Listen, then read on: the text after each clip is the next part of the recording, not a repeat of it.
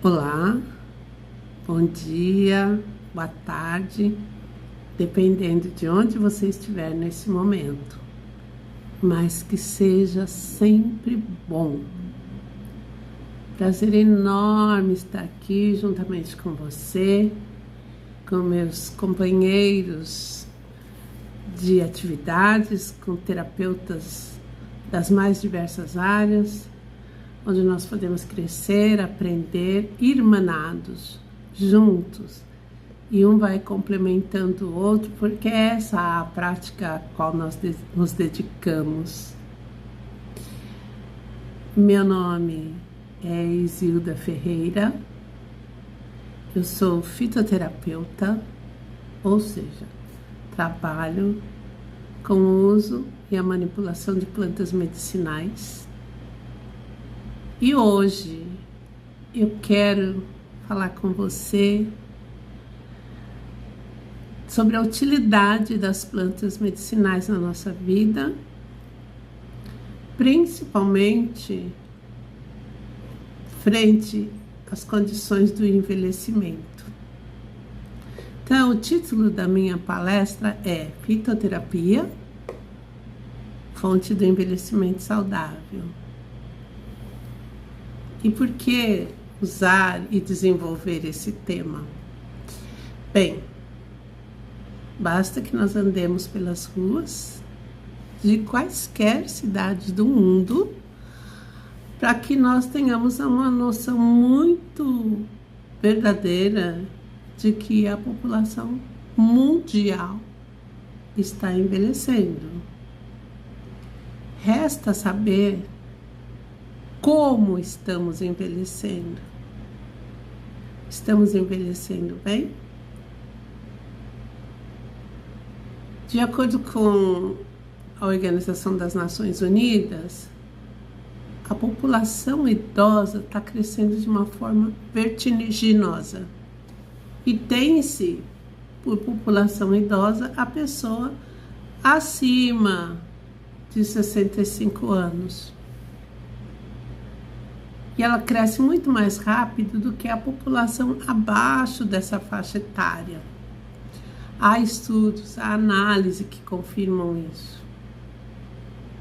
Em 1980, 45 anos atrás, a população idosa somava 260 milhões de pessoas. Já 40 anos depois, em 2021, essa população praticamente triplicou. Ou seja, de 260, ela foi para 761 milhões de idosos. Foi muito rápido, num período muito curto. Tinha-se como projeção que em 2022 essa população aumentaria em 10%, ou seja, mais 76 milhões. E que para 2050, que é amanhã, daqui 25 anos, essa população terá crescido mais 16%. Então, em 2050, vai acontecer um fenômeno muito diferente do que vem acontecendo na humanidade. A projeção é de que o número de idosos seja o dobro do número de crianças com até 5 anos. E aí, nós precisamos começar a pensar no tipo de velhice que nós queremos ter. Por uma razão muito simples. Nós vamos envelhecer. Grande parte da humanidade que está aí hoje vai envelhecer, né? Nos dias de hoje, nós temos visto o quê? Um grande avanço tecnológico. expressivo, forte, técnicas, recursos, materiais, mas o avanço humano é muito diferente. É muito diferente daquilo que nós já vivemos e aquilo que a gente projetou para viver. A humanidade, afetivamente, emocionalmente, se descontrolou. E hoje nós não sabemos que tipo de velhice nós vamos ter. Você dá uma opinião, bobagens, até tem outro para criticar, tem outro para falar, e a empatia está passando muito longe. A simpatia está passando muito longe. O desamor está galopante. E isso afeta diretamente a nossa condição de saúde. Talvez, e só talvez, o meu filho, que hoje conta com 35 anos, ainda tenha dentro dele um sentimento de empatia, de amor, de zelo, até de obrigação, para cuidar de uma mãe envelhecida, de um pai adoecido e envelhecido. Mas a grande pergunta é: será que a geração que ele está formando, que o filho dele, terá esse mesmo sentimento?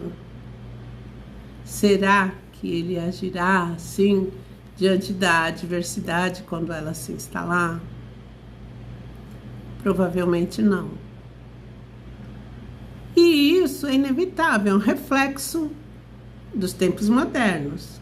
Nós sabemos que o viver é ciclo, vai chegar num determinado momento que as coisas voltarão, porque a roda não para de girar. Mas até lá, nós temos que encarar os reflexos dos tempos modernos. E o que é que a gente deve fazer para envelhecer bem? Já que certamente nós vamos envelhecer. Bom, estima-se que o número de idosos com 60 anos ou mais duplique até 2050. E mais do que triplique até 2100. Isso quer dizer que dos 962 milhões de idosos que existiam em 2017, em 2050 serão 2 bilhões e 100 milhões. E em 2100, 3 bilhões e 100 milhões. Estatística cruel, né? A gente vai sair na rua, vai ver um monte de maracujazinho andando? Não, porque a tecnologia está aí para esticar, para tratar, para cuidar, é diferente. Eu me lembro que quando eu era criança, e já faz tempo, as pessoas em média duravam 50, 55 anos. E já estavam velhinhas, o cabelo todo grisalho, quebrada, né? E hoje, a gente nem precisa fazer tanta coisa assim, esses procedimentos estéticos, nada disso. A própria condição de vida, com recursos, informações, medicamentos, consulta médica, faz com que a gente viva mais. Só que a população 60 mais está crescendo muito rapidamente, muito mais do que qualquer outro grupo etário. E assim como nós temos que nos preparar para isso, a gente tem que olhar, por exemplo, que a União Europeia já começou a se preparar para isso, para esses enormes desafios sociais, orçamentários e econômicos, sabendo que eles surgirão de uma combinação muito simples, não é preciso ser um gênio para se concluir. são baixas taxas de natalidade e altas taxas de envelhecimento. Como consequência, uma população economicamente ativa começa a decrescer. Isso vai gerar o quê? Um número cada vez maior de aposentados, dobrando a proporção de idosos dependentes nos próximos 40 anos. Desde 91, a Organização das Nações Unidas criou uma resolução que tem o número 46/91, preconizando que o idoso deve ter alguns direitos, como acesso à alimentação, à água, o vestuário, a habitação, a saúde, apoio familiar e comunitário. Veja, desses todos, e cada um tem a sua importância, a ONU destaca promover a saúde e prevenir e tratar doenças ao longo da vida. Criar ambientes de apoio para que os idosos possam manter atividade e independência. E considerar a longevidade como um direito social adquirido e uma conquista coletiva. Vamos fazer uma observação. Para se ter longevidade, antes de tudo, você precisa ter saúde. Como eu costumo falar, a saúde é o seu melhor remédio. E aí você tem que aprender a começar a olhar para si, não com 50, nem com 60, muito antes. Por quê? Porque a partir dos 50 anos, é comum que as pessoas enfrentem alguns desafios relacionados ao envelhecimento e à manutenção da saúde. O que é que o envelhecimento faz em nós?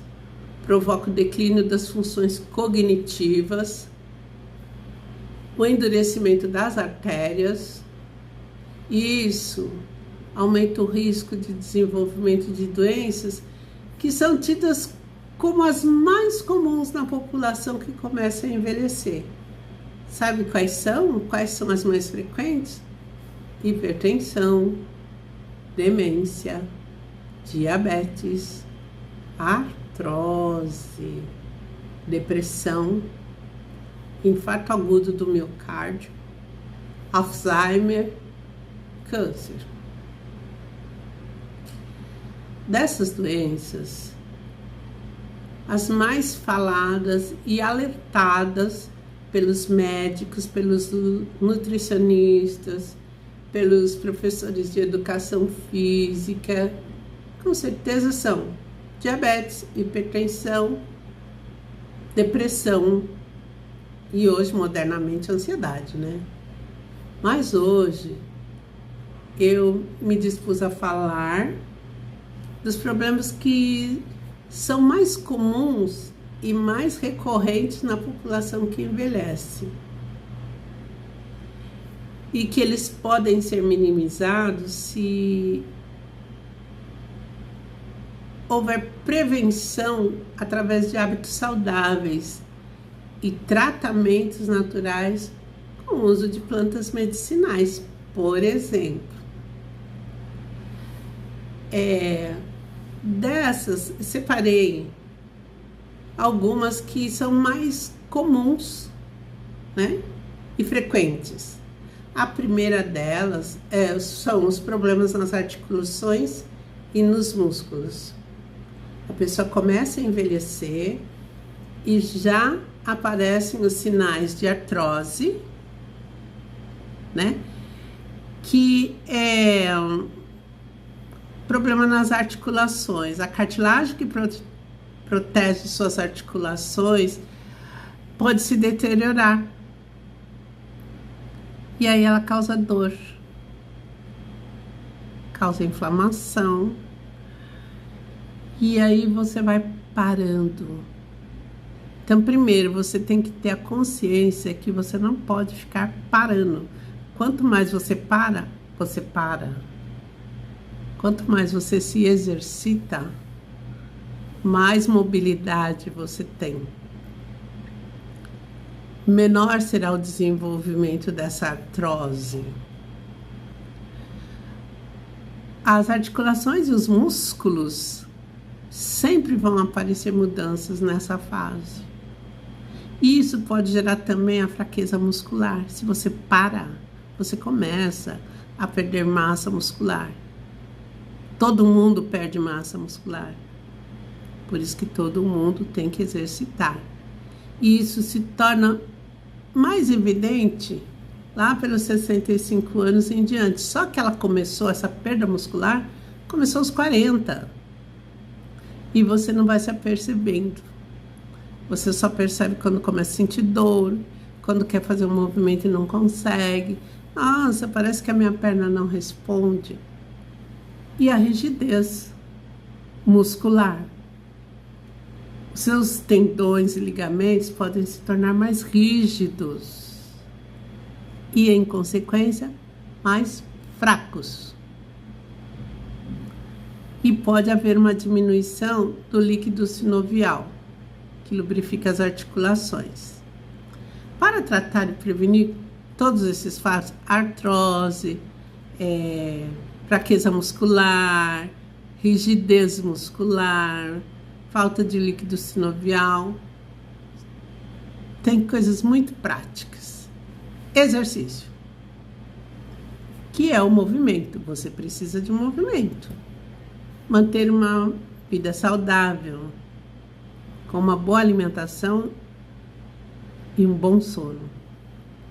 É fundamental ter um convívio social, manter uma atividade fora de casa. É muito comum você ver uma pessoa que de repente aposentou, aí no primeiro momento ela quer sair todo dia, ela vai encontrar amigos, depois ela vai parando, vai ficando em casa, vai se enclausurando. E aí é a hora que você tem que ter consciência que você precisa de um acompanhamento, de núcleos sociais, onde você faça uma interação interessante, procurar um geriatra.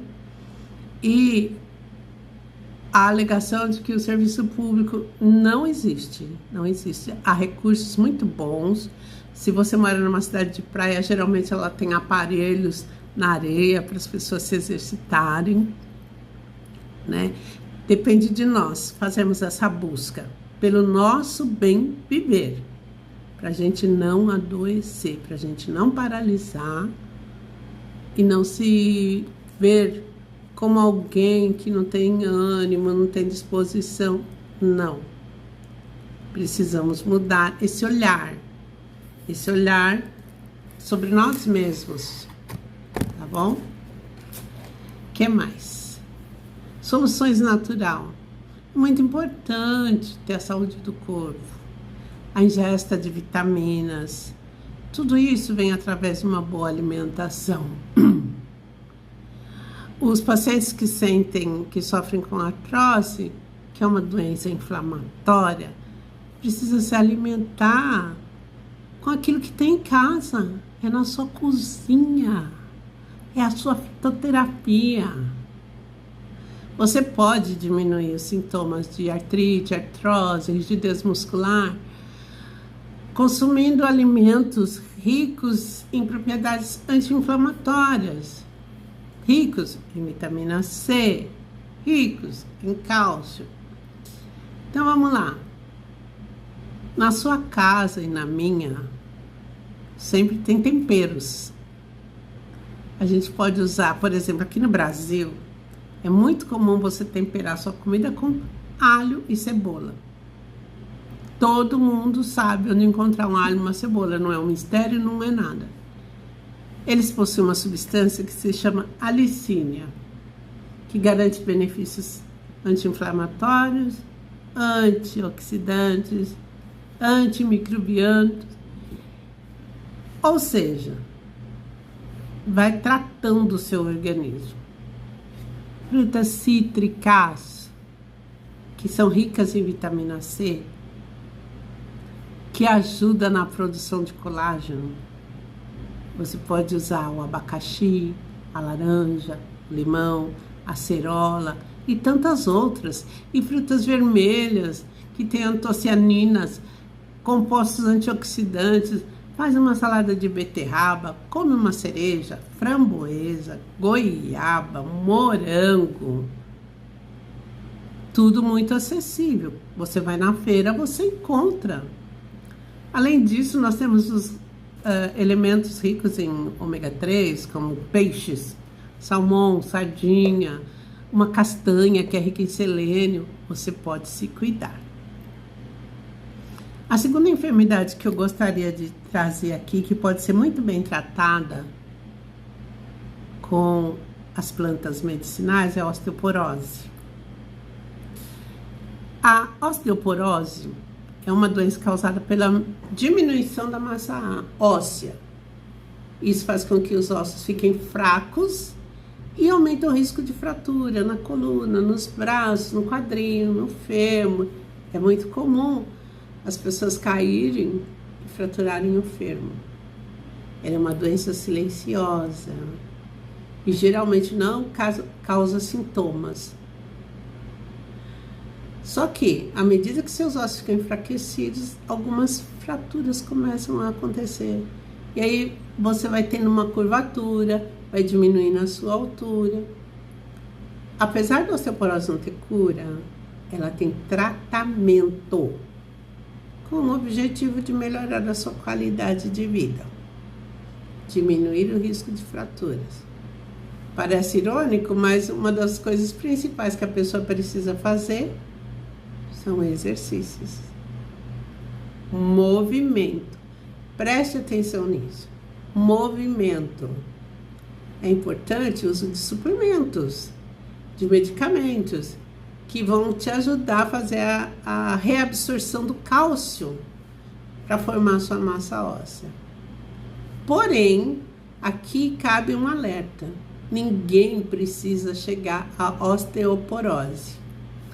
Quando você faz um acompanhamento médico, você vai saber em determinado momento quando você estiver sendo acometido por uma osteopenia, que é a precursora da osteoporose.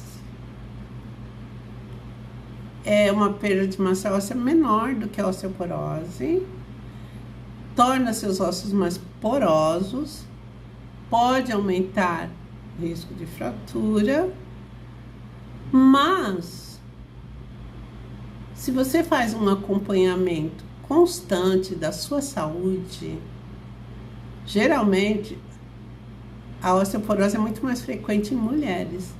E geralmente, quando ela entra no climatério, ela costuma ser acompanhada por um ginecologista. E o ginecologista, além de mamografia, ultrassom, vai pedir para você uma densitometria óssea. E ela vai apontar sinais ou existência da osteopenia. E aí você vai aplicar um tratamento. É possível essa regeneração e não vai evoluir para a osteoporose. Além da ingesta de cálcio, de vitamina D3, você precisa abandonar alguns hábitos, como tabagismo, sedentarismo. Você precisa praticar atividades, um movimento, né? Como corrida, musculação, dança. E aí, para combater tudo isso, você pode usar cálcio, vitamina D, peixes, as mesmas coisas, a suplementação. Mas eu posso testificar, eu com 30 anos fui diagnosticada com osteopenia através de uma densitometria e fiz um tratamento com fitoterapeuta usando um mineral e um vegetal. Foram 3 meses de tratamento. E ficou totalmente regenerada, nunca mais eu tive. E não desenvolveu osteoporose. Vivo muito bem. Faço controle? Faço. Isso quer dizer que nunca mais vai acontecer? Não, pode ser que aconteça, que apareça um outro ponto. Mas eu, a cada ano, vou ao meu ginecologista, faço meus exames, preservo a minha saúde como um todo, né? Eventualmente, como eu sou a pessoa que toma muito chá, eventualmente eu tomo um chá de cavalinha, que faz esse trabalho de fortalecer os ossos, né? E outras ervas, que aqui não é o momento de ficar falando de cada uma delas, porque a gente precisa ver o quadro geral de cada pessoa, né? Não seria ético fazer indicações de ervas, por exemplo, né? E, finalmente,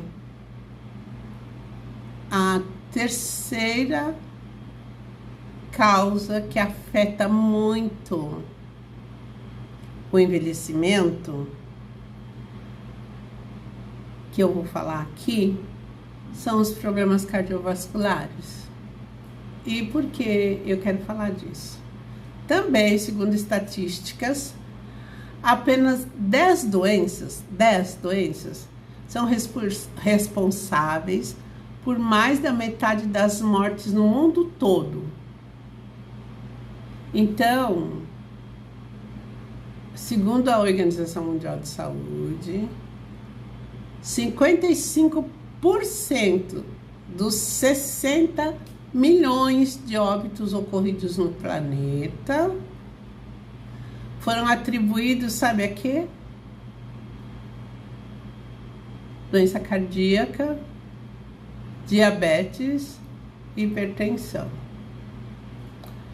Mas em primeiríssimo lugar está a doença cardíaca isquêmica. As doenças cardíacas isquêmicas são aquelas que ocorrem quando o coração não recebe oxigênio e nutrientes suficientes, devido a quê?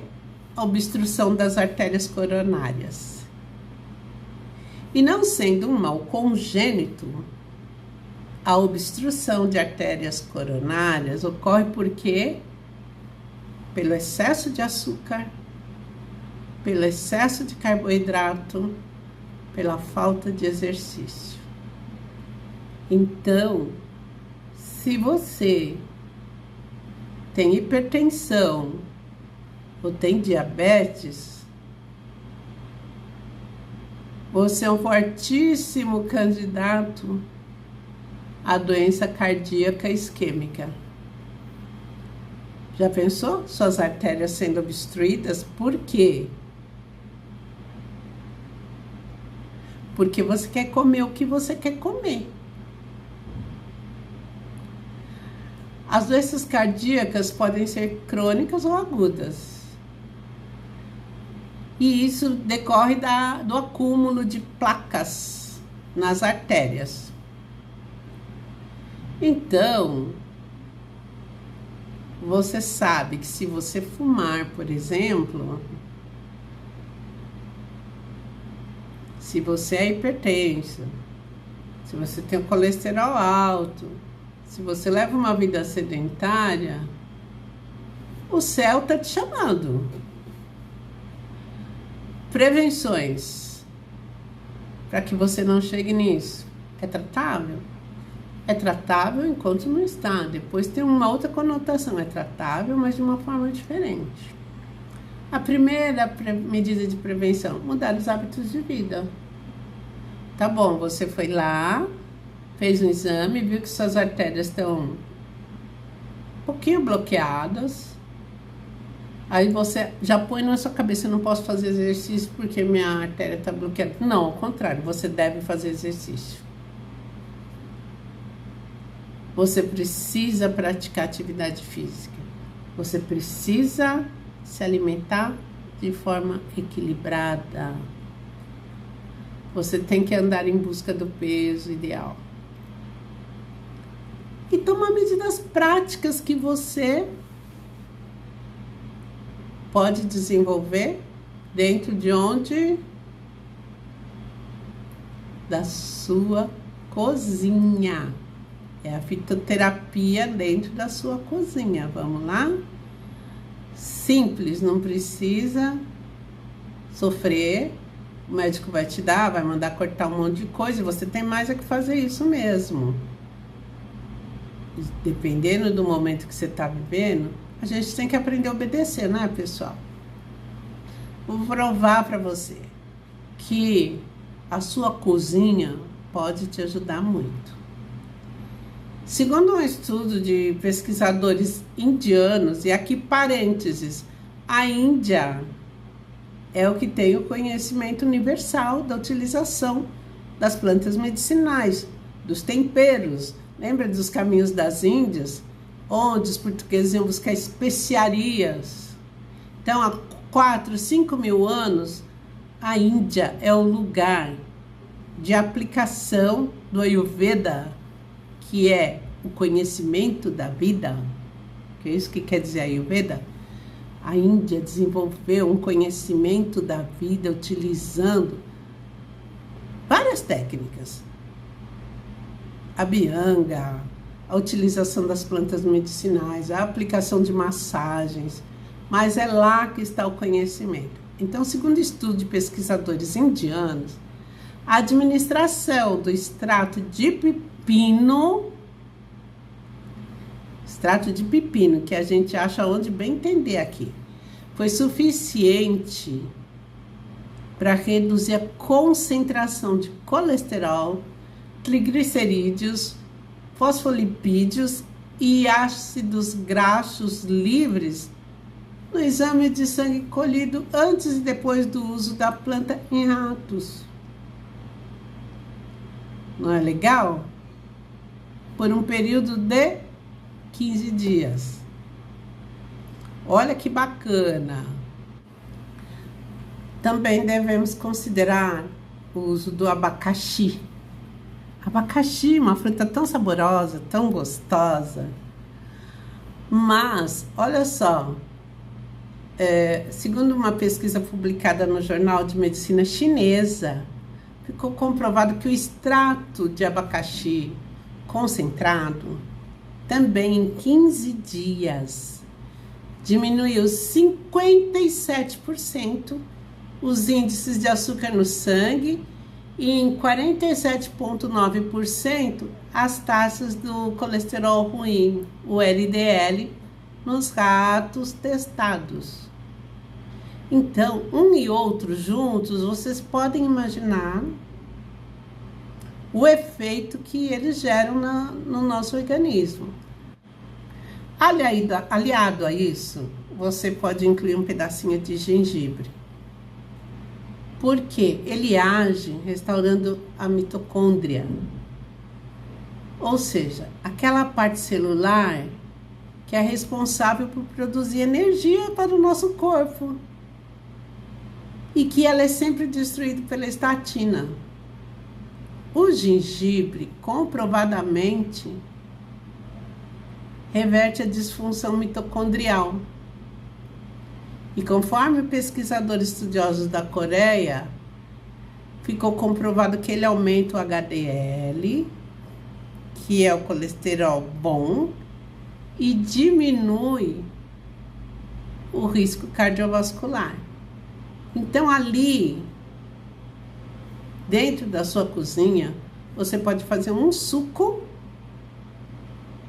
une abacaxi, pepino, gengibre, que vai diminuir a sua pressão alta, que vai diminuir os índices de colesterol LDL, que vai fortalecer o seu organismo e que vai abaixar os índices de açúcar no seu sangue. Uma observação: se você usar a casca do abacaxi e aquele talo que ele tem no seu interior, é lá que estão concentradas a maior quantidade de bromelina. Então você vai aproveitar mais o seu suco, não é mesmo? E olha só o que a natureza faz com a gente. Uma vez colocado isso, provavelmente você não vai precisar de outros recursos. Se você usar 1 mês, 2, dependendo de como você está, você ainda pode usar como coadjuvante a berinjela, que ela tem, nossa, propriedades de baixar o colesterol também, é anti-inflamatória, é antioxidante. E tem uma gama de outras plantas que, como eu falei, às vezes a gente só coloca aqui a título de exemplo, não vamos ficar fazendo a receitinha, né? Mas um suco não há nenhuma contraindicação e é por isso que eu estou falando. Mas a observação que se faz nesse momento, que deve ficar fortalecida, é que a fitoterapia, quando usada de uma forma correta, pode verdadeiramente se transformar numa fonte de vida saudável para cada um de nós. Porque as plantas possuem moléculas, fito-hormônios muito parecidos com os do nosso corpo. E por isso ele não agride a nossa estrutura orgânica. Elas não foram criadas em laboratório. Elas foram criadas na natureza. E o nosso corpo tem muito da natureza. O que fazer com essas informações da fitoterapia e para pôr em prática para ter uma vida melhor, um envelhecimento mais saudável, sem tanta contaminação laboratorial. Em primeiro lugar, eu entendo que você precisa ter um olhar de autocuidado, um olhar totalmente amoroso para si mesmo, para alcançar uma vida saudável, um viver saudável. Para isso, você precisa conhecer o seu corpo e as suas necessidades. Você precisa saber se você respira bem, se você come bem, se você se alimenta bem, se você dorme bem, se você faz um movimento de vida. Também você precisa aprender e conhecer a sua mente. Quando você conhece a sua mente, você sabe se ela te governa ou se você é governado por ela. Se você come de forma desenfreada porque você não está pensando. E isso pode te levar ao adoecimento. É importante você aprender a respeitar o seu eu. Isso fará com que você não se violente. Conheça o seu eu. Mergulhe dentro de si mesmo, na busca do ser. Na busca do ser integral. Quando nós nos conhecemos, nós somos capazes de conectar corpo, mente, alma.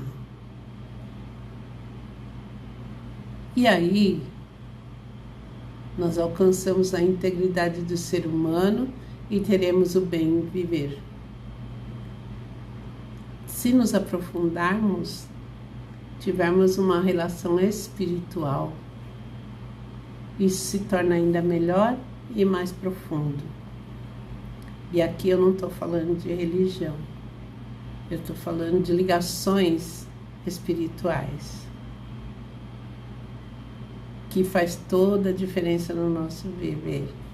Não é só crer, é preciso ter fé. Isso vai nos levar a uma vida de qualidade, para conquistas inimagináveis no campo da saúde, do trabalho, da prosperidade, da família, tudo. Então, olhe-se, respeite-se, cuide-se. A fitoterapia está aí para estender a mão para você. Lembre-se, saúde é o seu melhor remédio. Então, cuide-se para não adoecer. Tome o remédio da vitalidade, da alimentação saudável, da respiração balanceada, do movimento. Fitoterapia, fonte de vida saudável. Agradecimento. Neste momento, quero fazer um agradecimento a todos vocês que estão ouvindo, que estão aceitando, que estão refletindo sobre a possibilidade de mudança de hábitos, que isso vai te levar para um envelhecimento saudável, pacífico e tranquilo.